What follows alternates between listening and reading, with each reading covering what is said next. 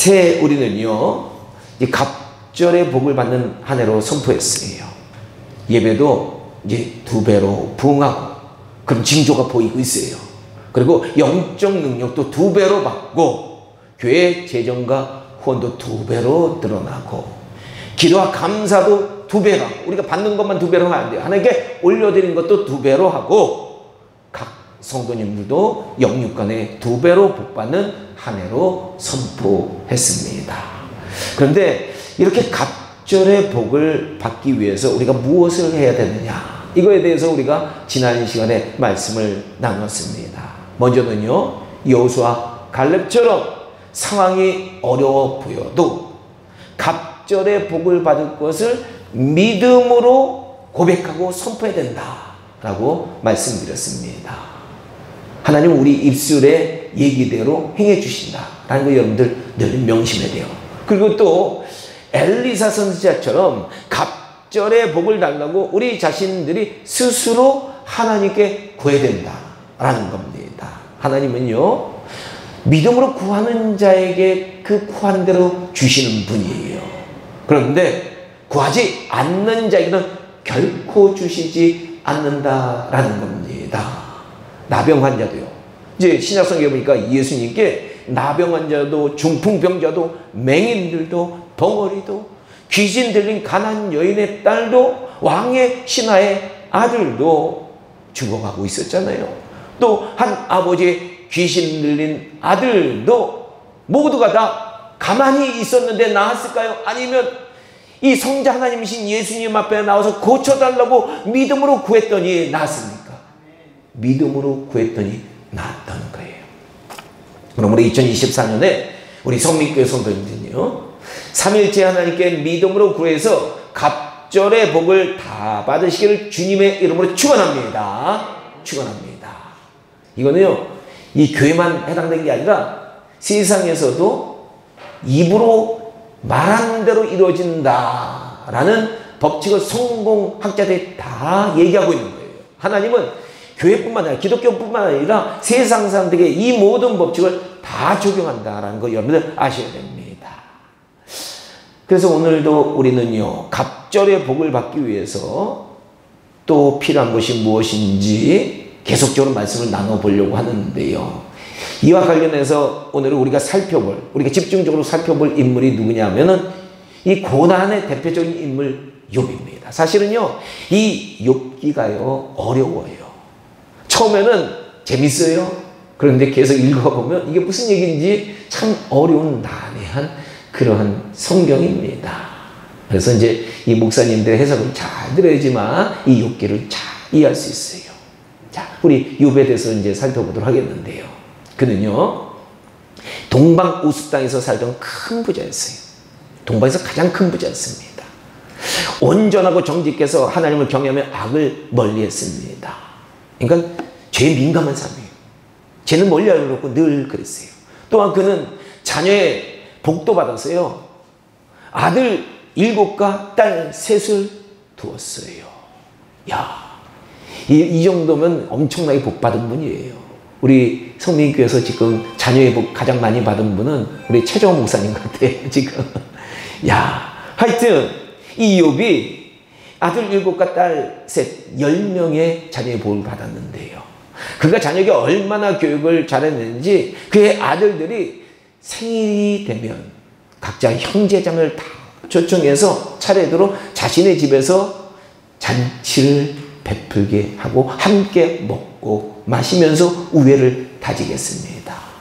아니, 요새는요, 자녀들이 2, 3분이 안 돼도 서로 안 보고 싸우는데, 야, 이 욥은 기도하면서 키웠더니 너무 자녀들이 우애가 좋게 잘 키우는 거예요. 그리고 잔치가 끝나면 자녀들이 먹고 마시면서 혹시 하나님 앞에 범죄했을까봐 먹고 마시다 보면 죄 지을 수 있잖아요. 그래서 욥은 다음 날 아침에 그들을 불러서요, 잔치 다음 날이면 꼭 제사함을 구하는 번제를 하나님 앞에 올려드렸다라는 겁니다. 이처럼 그는요, 하나님 앞에 너무나도 거룩하고요, 정결하게 살았기 때문에 이 영적 세계에서도 하나님께서 그가 자랑스러운 거예요. 자랑거리가 된 거예요. 그래서 하루는요, 하나님 앞에 이 천사와 사탄이 함께 모이게 되었는데요, 하나님께서 사탄에게 이렇게 자랑하십니다. 사탄아, 너가 땅을 두루다니면서 내 종 욥을 주위에서 보았느냐? 그와 같이 온전하고 정직하여 나를 경외하며 악에서 떠난 자가 세상에 없지 않니? 그래서 사탄이 이렇게 대답합니다. 아니, 하나님, 욥이 까닭없이 하나님이 이렇게 경배하겠습니까? 하나님께서 그에게 물질의 복을 그렇게 많이 주셨으니까 그런 것 아닙니까? 그러니 이제 그의 소유를 한번 걷어보세요. 틀림없이 그가 하나님을 향해서 욕할 겁니다. 장담합니다. 이렇게 하나님께 반박한 거예요. 이에 하나님께서는 사탄에게 말합니다. 그래, 그렇다면 내가 욥의 소유물들을 다 너희 손에 한번 맡겨보겠다. 다만 그의 몸에는 손을 대지 말아라. 이렇게 하나님의 허락을 받은 사탄은요, 자신이 말한 것이 맞는다는 것을 증명하기 위해서 하나님 앞에서 물러나와서 욥의 재산에 손을 대기 시작합니다. 하루는요, 욥에게 그의 한 일꾼이 급히 찾아서 보고를 합니다. 아이, 주인님, 스바 사람들이 갑자기 찾아와서요, 나타나서 가축을 치던 그 종들 다 죽여버리고요, 1000마리나 되는 소와 500마리의 나귀를 전부 빼앗아갔습니다. 돈으로 환산하면 이게 몇백억이에요. 야, 이걸 다 뺏어갔다. 하지만 이 말을 하는 동안 또 다른 일꾼들이 와서 보고를 합니다. 주인님, 갑자기 불이 하늘에서 내려서 7,000마리의 양과 그것들 돌보던 종들 다 살라버렸습니다. 이게 웬일입니까? 아니, 이번에도 수백억 넘는, 거의 1000억이 넘는 그런 재산이 날아가 버린 거예요. 근데 이때 또 다른 일꾼이 찾아서 보고합니다. 주인님, 갈대아 사람들이 샘을 지어서 나타나서 낙타를 돌보던 종들 다 죽이고 낙타 3000마리를 약탈해 갔습니다. 요셉에게 남아있었던 마지막 재산 낙타까지 다 뺏어간 거예요. 여러분, 낙타가요, 오늘날로 얘기하면 큰 트럭하고 똑같은 거예요. 옛날에요, 트럭 3000대를 다 뺏어간 거예요. 허나 욥의 재난이 여기서 멈추지 않았어요. 한 일꾼이 또 슬픈 표정을 옵니다. 주인님, 당신의 모든 자녀들이 맏아들의 집에서 잔치를 하고 있었는데요, 글쎄 갑자기 큰 바람이 일어나서 집이 무너지고 전부 몰살해서 죽고 말았어요. 어떻게 해요, 주인님? 야, 얼마나 이게 통탄한 일이에요. 하루아침에 망한 거 아니에요. 그런데 이렇게 하루아침에 찾아온 이 모든 재난에 욥은요, 하나님을 통곡하면서 하나님을 원망하지 않더라고요. 욥은요, 겉옷을 찢고 머리털을 빡빡 밀고, 가슴이 아프니까 머리라도 밀어야 될 거 아니에요. 땅에 엎드려서 오히려 하나님께 이렇게 찬양을 하는 거예요. 내가 어머니의 태에서 알몸으로 나왔고, 참 이 욥기를 보면요, 우리 인생이 어떤 존재인지 근본을 참 생각하게 하는 그런 말씀들이 많아요. 내가 어머니의 태에서 알몸으로 나왔고 또한 알몸으로 돌아갈 것입니다. 주신 이도 하나님이시요 거두신 이도 여호와시오니 여호와의 이름이 찬송을 받을 것입니다. 아멘. 이렇게 욥은 하루아침에 재산과 자녀들 모든 이런 상황 속에서도 하나님을 원망하지 않고요, 그분을 찬양하며 예배를 드렸다라는 거예요. 보통 사람 같으면요, 보이기 힘든 모습일 거예요. 사탄이 한 방 먹은 거예요. 하나님 앞에 뭐라고 호언장담했습니까? 아니, 욥의 모든 소유를 거두면 그가 하나님을 욕할 겁니다. 이렇게 호언장담했는데, 한 방 먹었어요. 그러자 사탄이요, 다시 기회를 호시탐탐 노립니다. 그러다가 이번에 하나님이 얘기하면 또 뭔가 되겠다 이렇게 생각해가지고 여호와 하나님 앞에 다시 나타납니다. 이때도 하나님께서는 사탄이 딱 등장하니까 야 사탄아 너 내 종 욥 봤지? 그와 같이 온전하고 정직해서 나를 경외하며 악에서 떠난 자가 세상에 없지 않니? 너가 시험해보니까 알겠지? 너가 나를 충동하여 까닭없이 그를 치게 하였어도 그가 여전히 자신의 온전함을 굳게 지킨 것을 너가 보지 않았느냐? 이렇게 말씀하신 거예요. 분명히 사탄은 이렇게 하나님이 말씀하신 것을 알고 있었기 때문에 한 가지 제안을 준비해 갔습니다. 하나님께 이렇게 제안한 거예요. 하나님, 그게 맞는 얘기지만요. 사람이요, 모든 소유물과 그 생명과 어떻게 바꾸겠습니까? 생명이 더 중요합니까? 아니면 물질이 더 중요합니까? 생명이 더 중요하잖아요. 하나님 아시잖아요. 그래서 이번에 욥의 육체를 치면요, 분명히 욥은 하나님을 향해서 욕할 겁니다. 그래서 하나님은 이번에도요, 사탄이 원하는 대로, 네가 원하는 대로 해봐라 이렇게 허락을 해줍니다. 하지만 하나님은 사탄에게요, 내가 그의 육체를 너의 손에 맡기지만 그의 생명만은 해하지 말지어다 이렇게 조건부 허락을 해주십니다.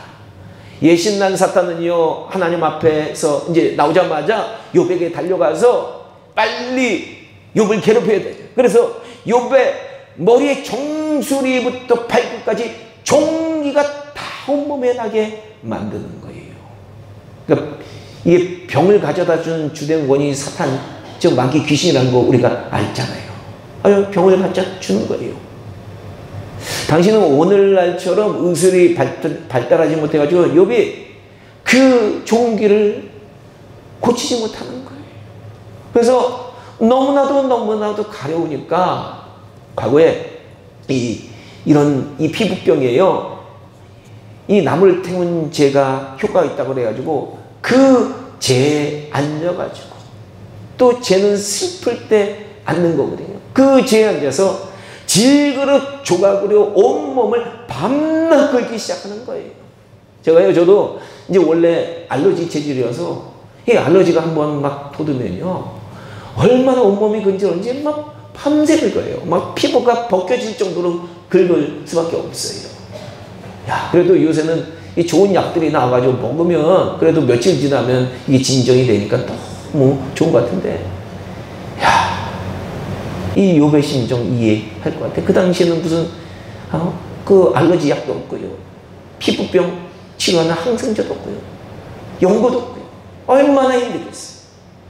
이제 사탄은요, 욥이 하나님을 욕하고 저주하기 위해 그의 아내를 사용해서 욥에게 이렇게 말하도록 충동질할 것을 준비합니다. 이제 여러분, 이게 우리에게 고난이 찾아왔을 때요, 우리를 충동질을 하는, 우리 괴롭히는 사람은 누구냐? 먼데 있는 사람들 아니에요. 가까운 데 사람들, 바로 옆에 있는 사람들이 우리 괴롭히는 거예요. 저 옆에 있는 사람들이 주로 괴롭힙니다. 그래서 아내가요, 이 욥에게 견디다, 아내도 좀 참았겠죠. 근데 참다가 참다 못해. 아니, 온 재산과 자녀들 하루아침에 했고 당신은 병자까지 되었는데도 하나님 앞에서 자신의 온전함을 지키려고 하니 답답한 노릇이에요. 이제 우리는 완전 망한 거예요. 희망이 없어요. 그러니 차라리 하나님을 저주하고 죽어버려요. 나가 죽어! 그렇게 얘기해요. 사탄은 이 정도면 욥이 하나님을 욕하고 저주할 것이라고 생각했는데요, 욥은 이때 그의 아내에게 이렇게 얘기합니다. 여보, 당신이 참 어리석군요. 우리가 하나님께 복을 받은지 화도 받지 아니하겠느냐. 복도 주셨으니까 화도 받는 거 받을 수 있다.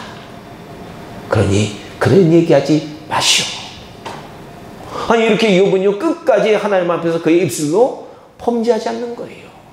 자, 여러분, 하나님은요, 두 가지를 보세요. 우리의 입술과 우리의 마음. 우리 입술과 우리 마음이 정말로 하나님 앞에 향하고 있는지 그걸 늘 보고 계신 거예요. 욥도 하나님은 욥의 입술 보고 계신 거예요. 사실 성경에는 기록되어 있지 않지만요, 이때 이제 욥의 아내는 다 망한 것처럼 보이는 욥을 떠난 것 같아요. 그래서 이제 오늘 본문에 보면요, 이 욥이요, 자녀들 다 이겼지만 다시 10명의 더 아름다운 자녀들 얻었다고 기록했는데, 그 얘기는 뭐냐? 더 아름다운 아내를 얻었다, 그 얘기거든요. 하여튼 사탄은요, 이렇게 끝까지 하나님 앞에 온전하고자 하는 욥에게 이제 이거 안 되겠냐, 하나 더 써야 되겠다, 약을 하나 더 써야겠다 해가지고 그의 새 친구를 동원합니다. 근데 정확히 얘기하면요, 욥의 새 친구와 욥을 좀 잘 알고 있었던 젊은 엘리후라는 사람이 4명이 함께 욥에게 찾아온 거예요. 처음에 그때 이제 욥을 만났는데 알아보기가 힘든 거예요. 온몸이 이 피부병으로 다 딱정해져가지고 이 못 알아보겠는 이 욥을 보자 모두가 소리 지르면서 울기 시작했고, 겉옷을 찢고 하늘 향해서 티끌을 날리며 자기 머리에 뿌리면서요, 도저히 무슨 얘기를 할 수 없으니까 7일 밤낮 동안 욥과 함께 앉아서 서로 아무 말도 못하는 거예요. 너무너무 기가 막히니까. 그렇게 부자였던 욥이 하루아침에 이렇게 됐으니까 너무너무 기가 막혀서 아무 말도 못하는 거예요. 이렇게 7일 함께 있었는데 욥이 먼저 그의 입을 엽니다. 여봐요, 친구들, 차라리 내가 세상에서 태어나지 않았으면 좋았을 텐데 왜 하나님이 나를 태어나게 하시는가? 이 고통이 너무 힘드네. 이렇게 신세 한탄을 합니다. 그러자 욥의 새 친구들은 욥을 위로해야 되는데, 아니, 위로하는 게 아니라 다그치는 거예요. 욥아, 너가 이런 재난이 온 건 우리가 보니까 분명 너가 하나님 앞에 죄를 짓고 잘못한 것이 있기 때문 아니냐. 하나님이 괜히 우리 인간들에게 고난 주시는 분이 아니다. 죄를 지었기 때문에 벌로 주는 분 아니냐. 너 분명히 무슨 죄 지었지. 이렇게 다그치는 거예요. 야, 위로하러 온 사람이 이렇게 공격을 하는 거예요. 이 욥의 친구들의 이제 주장들이 이 욥기 대부분 많이 찾아요. 근데 이게 참 어려워요. 근데 그 얘기를 쫙 요약해 보면 어떠냐? 그 욥의 친구들의 말이 틀린 말이 하나도 없어요. 그들은 구약 성경에 율법 근거해서 하나님은 죄 지은 자들에게 반드시 벌을 주신다는 사실을 주장했고요. 욥도 분명히 그런 죄를 졌다라고 다그치는 거예요. 그들의 주장 맞아요. 아니, 여러분이 잘 아시는 너희가 처음은 미약하나 나중은 심히 창대하리라 라는 말씀이요, 이 욥기에서 나온 말씀인데, 이 말씀이 사실은 이들이 욥을 비난하기 위해서 사용한 말이에요. 다 맞는 얘기예요, 그들이. 오늘날 우리도요, 많은 신앙인들이 한 사람에게, 우리 주변에 있는 사람들에게 찾아오는 고난을 그의 죄 때문일 것이다, 이렇게 단정 짓는 경우가 많이 있어요. 그래서 고난 가운데 있는 사람들을 바라보면서 위로하고 같이 아파하고 같이 함께 기도해 주기보다는요, 아니, 어떤 분들은 정죄하고 비난하고 당신이 무슨 죄를 졌기 때문에 그런 것 아닙니까? 이렇게 그의 죄를 찾아내려고 하는 그런 사람도 있어요. 이런 신앙을 가지게 되면요, 그런 모습은요, 욥의 새 친구하고 똑같은 그런 신앙 갖는 거예요. 우리 성립교회 성도는 그러면 안 돼요. 정말로 아픈 자들과 함께 울고 슬퍼야 되는 거예요. 그래서 하나님께서는 나중에 이제 욥의 고난을 이제 마치게 하실 때, 끝나게 하실 때, 욥의 새 친구에게, 야, 너 얘기한 거 잘못했어, 이렇게 얘기하시는 거예요. 오늘 본문 바로 전에 나오는 이 욥기 42장 7절과 8절에서 여호와 하나님께서는 욥의 새 친구들에게 이렇게 책망하십니다. 내가 너희에게 노한다. 화내신다는 거예요. 이는 너희가 나를 가르쳐 말한 것이, 하나님에 대해서 설명한 것이 내 종 욥의 말같이 옳지 않다. 그런즉 너희는 숫소 7과 순양 7을 가지고 내 종 욥에게 가서 너희를 위하여 번제를 드려라. 여러분, 당시에요, 소나 양은 엄청나게 비싼 재물이에요. 보통 사람들은 그냥 비둘기로 하나님 앞에 재물을 드리거든요. 돈이 없으니까. 근데 소나 양으로 하나님 앞에 번제를 드리라고 하는 것은 그만큼 너희 죄가 크다라는 얘기예요. 이렇게 말씀하시고 하나님 계속 말씀하셨는데요. 내 종 욥이 너희를 위하여 기도할 것인즉 내가 그를 기뻐 받으리니 너희가 우매한 만큼 내가 너에게 갚지 아니하리라. 아니, 이 욥의 친구들은요, 하나님을 어떤 분으로 이해했느냐? 하나님이 죄지면 죄에 응당한 대가를 치는 분으로 그렇게 생각했어요. 근데 하나님이, 야, 너희가 잘못했지만 너에게 갚지 않을 거야. 욥이 기도해지면 갚지 않을 거야. 이렇게 얘기하시는 거예요. 이는 너희가 나를 가르쳐 말한 것이 내 종 욥의 말같이 옳지 아니함이라. 즉 하나님께서는요, 욥의 세 친구들에게 그들이 이해했던 하나님의 모습이 잘못됐다고 2번이나 반복해서 얘기하십니다. 그러니까 하나님의 모습을 잘못 이해하면요, 잘못된 신앙이 되는 거예요. 하나님 어떤 분이 제대로 이해해야 돼요, 우리는요. 이제 욥의 세 친구들은 이제 깨닫고, 잘못을 깨닫고 하나님의 말씀대로 이제 욥에게 찾아가서 사죄하고 번제를 올리게 됩니다. 한편이요, 이제 조용히 욥과 그의 세 친구들의 논쟁을 듣고 있었던 엘리후라는 젊은 사람이 있잖아요. 그 사람이 이제 얘기를 다 듣고는 이 욥과 그의 세 친구에게 화를 내는 거예요. 엘리후가 이 욥의 세 친구에게 먼저 화를 낸 이유는요, 욥이 당한 고난에 대해서, 아니, 옆에서 보니까 그들이 제대로 알지도 못하면서 욥을 정죄만 하고 있는 거예요. 야, 그리고 욥에게도 화를 냈는데요. 그 이유는 뭐냐면 욥이 이 세 친구들과 긴 논쟁을 하다가 점점 자기 자신이 아무 잘못도 안 했는데 하나님께서 자신에게 너무 힘든 고난을 주셨다고 이게 강하게 자기 반박을 하다 보니까, 이 반박을 하면서 이 옆에서 엘리후가 그 모습을 보니까 욥이 나는 괜찮은데, 나는 아무 잘못도 없는데, 나는 의인인데 이런 일이 왔어 라고 생각하는 것처럼 보이는 거예요. 그래서 엘리후는 욥에게요, 이렇게 얘기합니다. 모든 우주 만물을 만드시고 다스리시는 지혜 하나님과 비교해 볼 때 아무것도 아닌 우리 인간들은 고난을 주시는 하나님의 뜻을 도저히 이해할 수 없습니다. 우리 인간은 감히 하나님의 지혜와 권능과 크신과 정의와 공의에 도저히 다가갈 수 없는 제한된 존재입니다. 이렇게 얘기하는 거예요. 즉 우리 인간은 하나님 앞에는 작은 존재이고 의롭지 않다는 사실을 욥에게 말해준 겁니다. 야, 이 엘리후가 젊은 사람인데 하나님에 대해서 좀 잘 알고 있어요. 이 엘리후의 주장이요, 우리 어떻게 보면 우리 칼빈주의하고 우리 장로교 신앙하고 거의 흡사해요.